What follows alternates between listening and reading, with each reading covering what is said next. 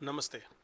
એક પ્રશ્ન લોકો એવો પૂછે છે કે મોટી ઉંમરે જે હાર્ટ એટેક આવે એમાં થોડોક સમય મળે છે, વ્યક્તિ દવાખાના સુધી પહોંચે, હોસ્પિટલ સુધી પહોંચે, એન્જિયોગ્રાફી થાય, કદાચ એન્જિયોપ્લાસ્ટી કરીને બ્લોકેજ ખોલી પણ નાખવામાં આવે. પણ જે યુવાનોમાં હાર્ટ એટેક આવે છે એમાં એવો સમય મળતો નથી. અચાનક જીમમાં ઢળી પડે, જમતા જમતા ઢળી પડે, તો આવું કેમ? હવે જ્યારે બ્લોકેજ ધીમે ધીમે ડેવલપ થતો હોય, ધારો કે કોઈ એક તમે ખેતરમાં નીક કરી છે અને એ નીકમાંથી તમે અનેક નાની નાની નીક જુદી જુદી કેનાલ કાઢી છે, તો એક બ્લોક થશે તો બીજી નીક વાટે પાણી વહેતું રહેશે. આવી જ રીતે જ્યારે બ્લોક ધીમે ધીમે ડેવલપ થાય છે ત્યારે કોરોનરીની નાની નાની ચેનલ્સ બને છે, જેને આપણે કોલેટર્સ કહીએ છીએ.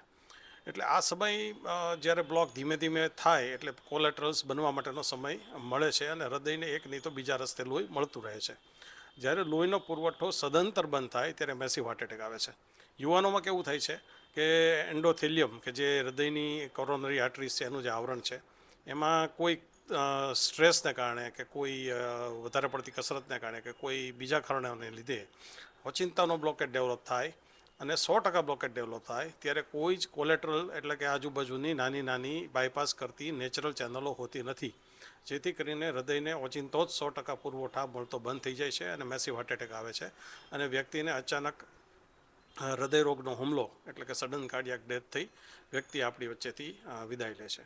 તો આ ફેર છે જુવાનોમાં અને એના વડીલો વચ્ચેના હાર્ટ એટેકનો, અને એટલે જ આ જ કારણસર કદાચ જુવાનોમાં અચિંતાના હાર્ટ એટેકના હુમલાથી સડન કાર્ડિયાક ડેથ એટલે કે અચાનક મૃત્યુ થવાનું રેટ દર ખૂબ જ વધારે હોય છે અને એ આપણને શોક આપી જાય છે. Thank you.